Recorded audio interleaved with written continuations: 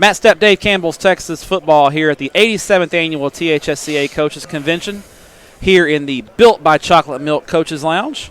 Here with the head coach of the Brook Wolverines, Coach Lupe Florez. Coach, I appreciate you taking a few minutes to chat with us. All right, thank you, man. We caught you walking by and just had to kind of grab you and put you in the hot seat here. Absolutely. And got to be nice to have coaching school so close to home. You don't have to worry about hotel reservations or anything else, right? Absolutely. It's easy, 20-minute drive, saved a lot of money. There you go. Did you maybe use that on some nice equipment or something or anything like that? So this is year 2 or 3? This is year 2 at Clearbrook. So last year was your first year at Clearbrook. You know, first time coaching at a 6A as a head coach. You did a great job at Bay City, and you were an assistant at Yo.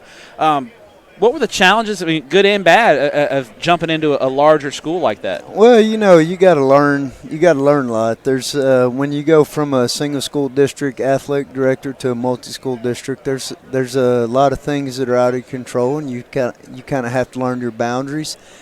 You know, I've been excited. I love the place where I work. I love the people who I work with. I love the kids who I work with, and then we've got the talent we need to win. You know, it's just you got to learn the ropes. Now, as far as larger school ISDs, though, I've heard good things about Clear Creek ISD and the administrative support.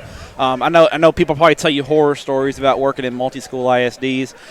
You know, your administrative support seems to be pretty good. I mean, that's got to make your life a lot easier when you have support from your administration. Oh, yeah. You know, Coach Fox and Dr. Staley, they've done a great job supporting us. They've done a great job teaching me the ropes, and they do everything they can to help us be successful. I mean, I tell everybody when I interview coaches, I tell them we have a great administration at Clear Creek ISD, because that's one of the parts of being successful. You have to have a great community, got to have great kids, you got to have great administration, and we have all three.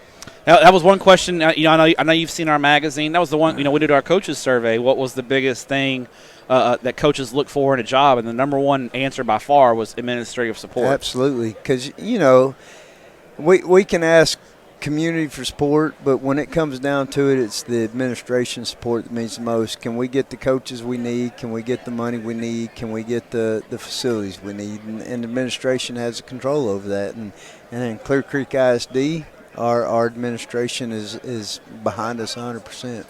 Now, we had McCray from Clear Lake over here earlier, and look, you know, we were talking about 2019. He's a much greater speaker than I am. No, you're not bad, Coach. I've watched him on camera because we have to do it side by side on game nights. He's a whole lot better in front of the camera than I am. Well, we talked about his team and looking at the district as a whole, and you know, you being a first year in the district last year, the competitiveness from one down all the way down to the bottom of the district. It's a very balanced and competitive league. Every Friday night, you know, you guys have to come out and play, because if you're not coming off the bus ready to go, you're going to get your hat handed to you, aren't you? Absolutely. If you don't come out prepared in CCISD, you're going to get beat. You know, if you look from top to bottom, it's a dogfight every week. And that's a good thing, because if you guys can get into the playoffs and kind of get through that grind, you're already kind of playoff tested and ready to go. And I think in a lot of smaller districts, you know, no offense to some of those schools, but you know, in a 4A, 3A setting, if you're head and shoulders above the field, you can just, as long as you get off the bus, you're going to win that game. Absolutely. It's not like that in Clear Creek ISD. No, absolutely you got to come ready to play. And if you turn the ball over or you don't play your A game, you're going to get beat. But that's how it is in the playoffs, right? Yeah. You're prepared for the playoffs from the jump, right? Absolutely. I mean, every week in CCISD is a playoff environment. You know, it's you've got to execute. You got to protect the football. And if you don't, then you're in trouble. It's going to be a long night, right? It's going to be a long night. And, you know, and I will tell you, I love this district because every week, it's not like when I was at Cameron Yo where we came out every week and we knew we were going to win.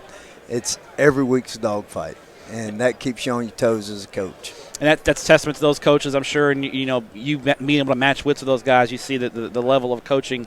Because in a multi-school district, to have that many good coaches in a district is really, really a good thing. We have great coaches, from Coach Head, Coach McCray, Coach Lane, Coach.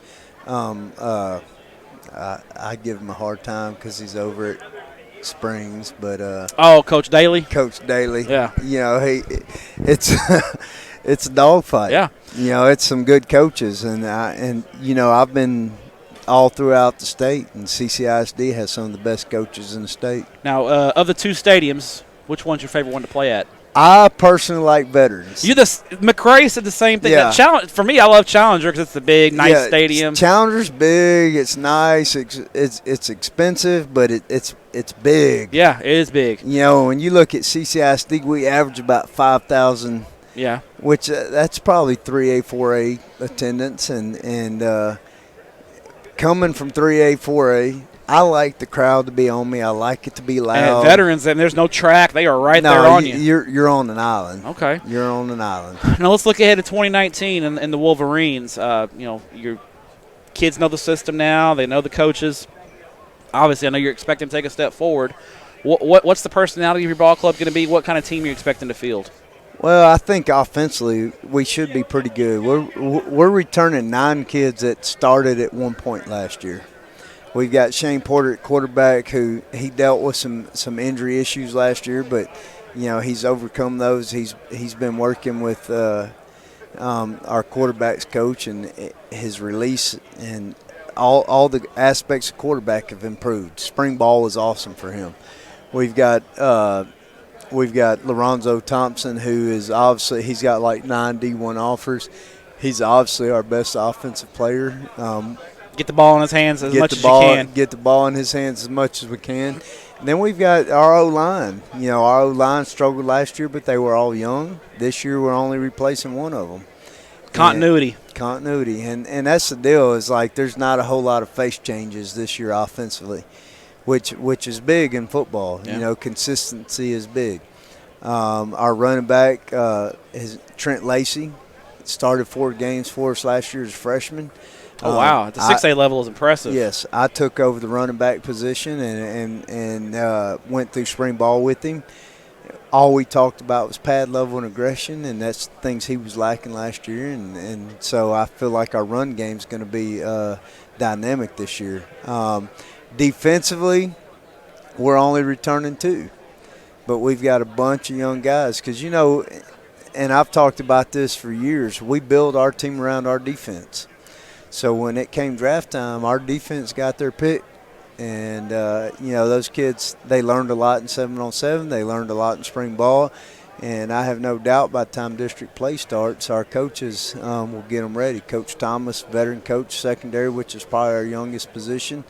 We call him the D1 maker. Really? Okay. That's a good guy to have in your staff. Because he understands secondary, and he's going to get those guys ready. So, I feel like when it comes to 1st to 4th in our district, anybody can fight for it. Obviously, there's some bigger schools in our district like Springs and Dickinson, which we're going to have to battle a little bit harder for, but I think we're in the hunt. From your perspective, you mentioned you had the freshman running back who played last year. From a physical maturity standpoint, do you see more physical maturity from a kid between his freshman and sophomore year than any other year in high school? Absolutely.